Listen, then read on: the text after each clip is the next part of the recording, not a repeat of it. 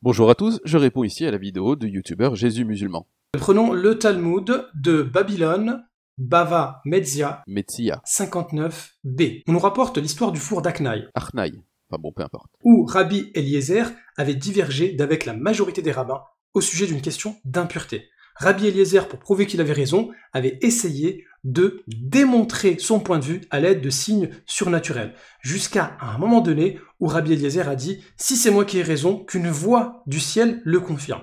Et une voix du ciel a confirmé l'avis de Rabbi Eliezer. Autrement dit, sur cette divergence-là, le Talmud nous dit que Dieu lui-même a appuyé l'avis de Rabbi Eliezer. Non.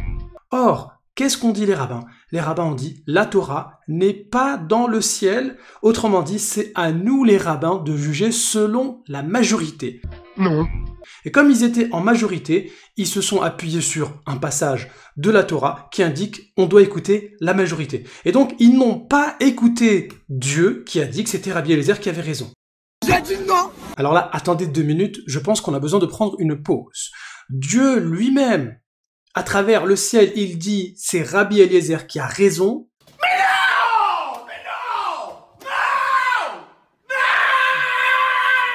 non. Et les rabbins, ils disent non.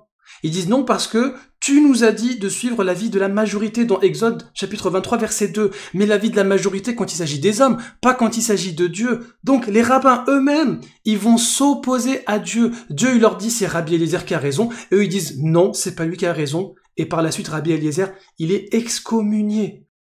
J'ai pas compris. J'ai pas compris, j'ai pas compris, j'ai pas compris, j'ai pas compris, j'ai pas compris, j'ai pas compris, j'ai pas compris, j'ai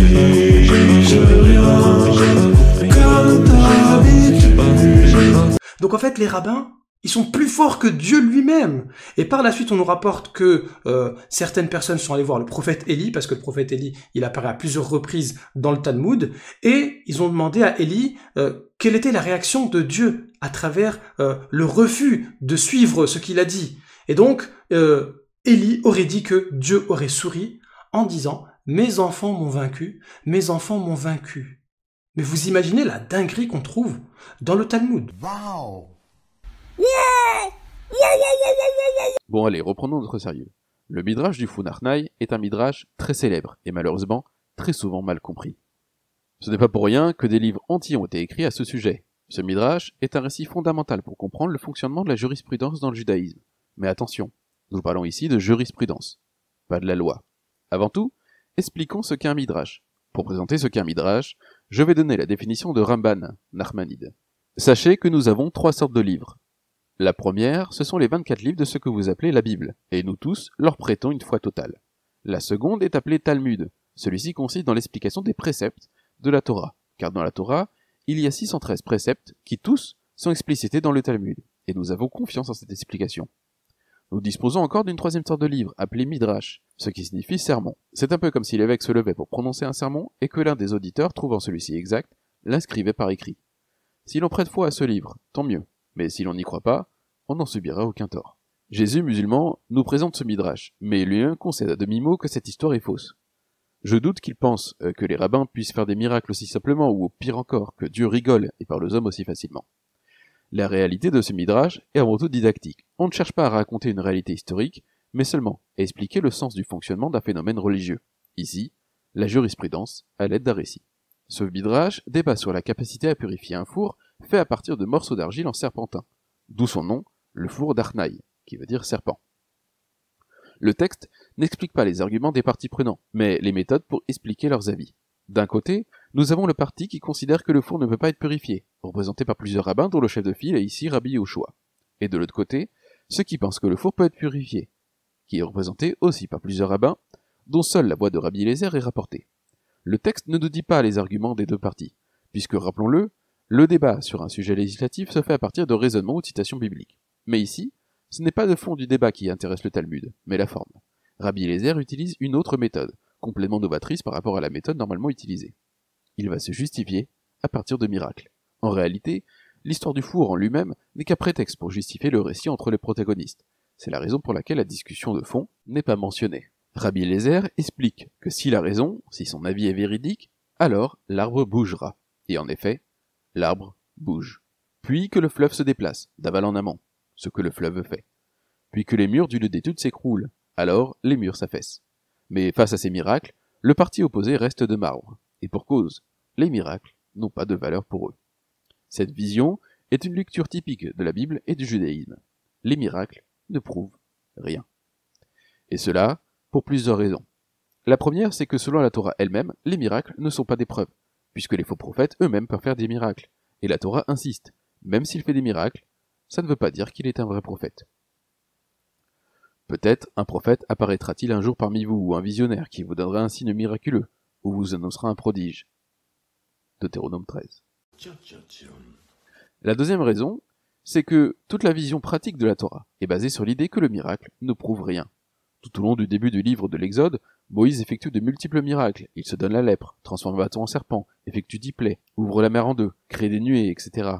Pourtant, ce n'est qu'après que les Hébreux aient littéralement entendu Dieu qu'ils se mettent à croire, parce que les miracles ne prouvent rien. De la même façon que les sorciers égyptiens arrivent à expliquer les miracles de Moïse, les miracles de façon générale, même s'ils sont prodigieux, restent dans la nature et pourraient être explicables par la nature. Aujourd'hui d'ailleurs, plusieurs scientifiques ont pu expliquer naturellement la signification des 10 plaies. À l'inverse de l'apparition divine où tout le peuple hébreu qui est surnaturel, qui sort de la nature et qui dépasse le cadre du miracle, ce n'est qu'avec l'apparition divine que les Hébreux ont pu enfin dire qu'ils croyaient, sans aucune exception possible. Dans le cadre de notre histoire du four, tous les miracles de Rabbi Eliezer sont aussi parfaitement explicables naturellement.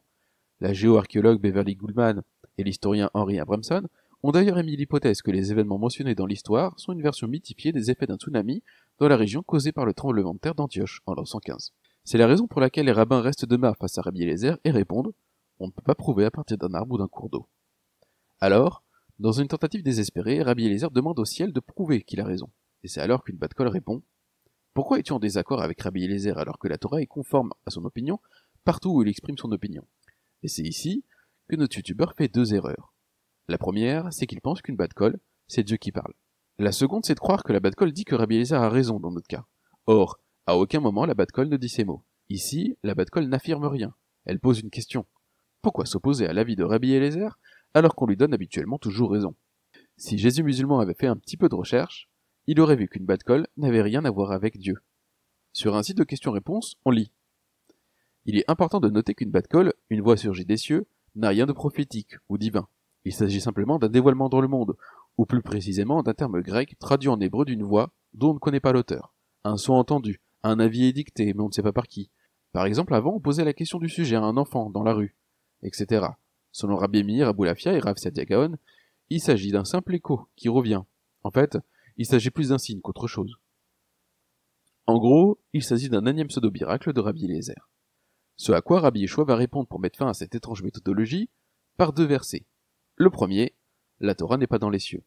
Le second, il faut suivre la majorité. À partir de ces deux versets, Rabbi Yeshua montre deux choses. Premièrement, le miracle n'ont pas de valeur. La jurisprudence, ce n'est pas des miracles, c'est du concret. La Torah, elle n'est pas dans les cieux.